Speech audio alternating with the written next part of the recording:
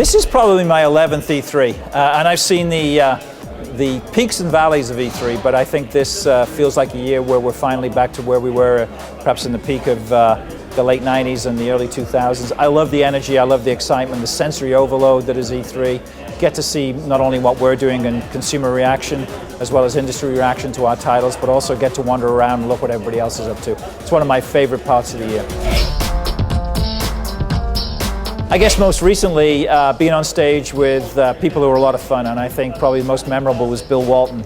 We had got Bill, and who's a tremendous character, of course, a great player and a great broadcaster since then, to come on stage and help me launch Dynamic DNA a couple of years ago. And we had a script, as you have to do with these things to keep on time and on message.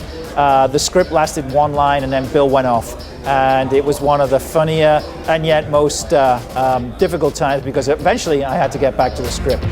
The most memorable for me, actually, I was still at Microsoft, was I think it was NCSoft that had a heavy metal band with 20 feet flamethrowers that actually were throwing us back with the heat in our Xbox booth, and that was, I think, probably 2006. I knew we'd gone over the top then when we actually had flamethrowers hitting the ceiling there. But it is, as I say, a show that, unlike any other that I've ever been to in my career. Love the excitement, love the passion, and I love the ability for us to wander around and get to see what everybody else is up to. It's a lot of fun. I'm Peter Moore. I'll be at E3. EA Sports. It's in the game. EA Sports. It's in the game.